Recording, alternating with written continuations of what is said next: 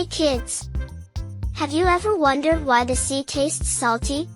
Today, we're going to dive into the deep blue and discover the amazing reasons behind it. It all starts with rain. When it rains, water falls on rocks and the ground.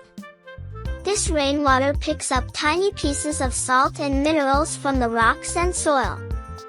Now, the rainwater flows into rivers and streams, carrying the tiny pieces of salt with it.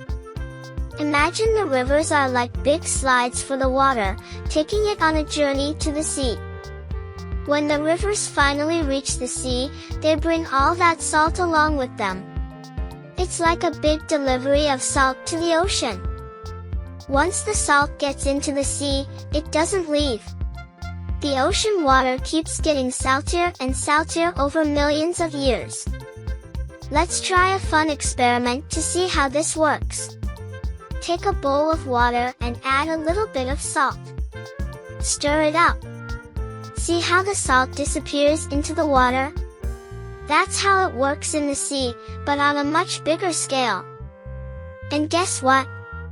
When the sun shines on the sea, it makes the water evaporate, which means the water turns into vapor and goes up into the sky. But the salt? It stays behind in the sea. So, that's why the sea is salty. Rain and rivers bring tiny pieces of salt to the sea, and over millions of years, the salt adds up. Next time you're at the beach, you'll know the secret behind the salty sea. Thanks for exploring with us. Wow! We learned so much today about why the sea is salty. We discovered that rainwater picks up tiny bits of salt from rocks and soil, and rivers carry that salt all the way to the sea. And remember, once the salt is in the sea, it stays there, making the ocean salty over millions of years.